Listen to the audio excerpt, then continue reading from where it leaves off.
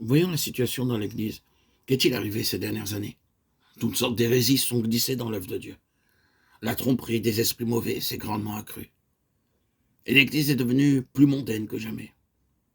Dans une époque comme celle-ci, si vous persistez à demeurer fidèle, à marcher dans la voie tracée par le Seigneur, pouvez-vous naviguer contre le vent sans ressentir la détresse? Il vaut mieux souffrir que d'aller à la dérive. Il est préférable de se trouver dans la détresse en ramant que de naviguer avec le vent, d'emprunter un chemin difficile que celui de la facilité et de dériver. Aller à la dérive ne demande aucun effort. Cessez de ramer et le vent vous fera rebrousser chemin. Juste un petit compromis, un peu de laisser aller. Et le vent vous fera revenir en arrière. Aimer le monde ne nécessite aucun effort. Suivre le monde ne demande aucun effort.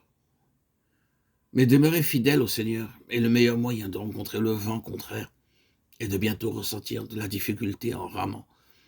Il est aisé de revenir sur les anciennes positions, mais plus difficile pour nous d'aller de l'avant. Toutefois, c'est le moment d'être fidèle. Puissons-nous marcher dans les voies prédéterminées par Dieu. Il est remarqué que les disciples ont ramé du soir jusqu'à la 4e veille de la nuit, alors que les Juifs n'avaient que 3 veilles. Les Romains auxquels l'évangile de Marc se rapporte le plus souvent en avaient 4. Or, le début de la 4e veille était à 3 heures du matin. Les disciples du Seigneur continuaient de ramer, car ils ne pouvaient pas retourner en arrière ni trouver de l'aide auprès de ceux de Capharnaüm. Si la période de la 4e veille est évidemment la plus sombre de la nuit, elle met aussi un terme à cette même nuit.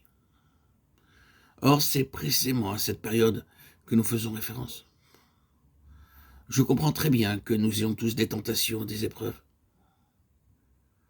De nos jours, les tentations sont si féroces qu'il est hors de question de condamner qui que ce soit.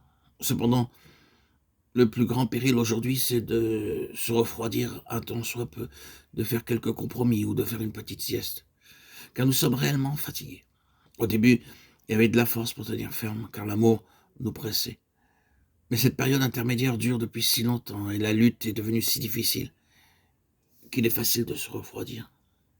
Combien de croyants que j'ai connus et qui autrefois étaient remplis de l'esprit si braves, dans la bataille se sont refroidis et sont revenus en arrière parce que le vent s'opposait tellement à eux.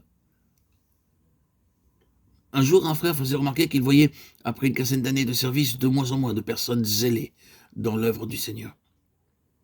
Il est bien plus difficile de vaincre le refroidissement de l'ardeur, le manque d'entière fidélité que n'importe quelle tentation.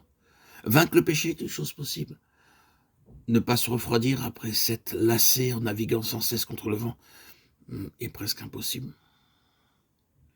Si au commencement, le Seigneur nous a contraints, nous a ordonné de marcher dans cette voie, si le Seigneur nous a commandé de traverser la mer pour atteindre l'autre rive, pouvons-nous cesser d'avancer?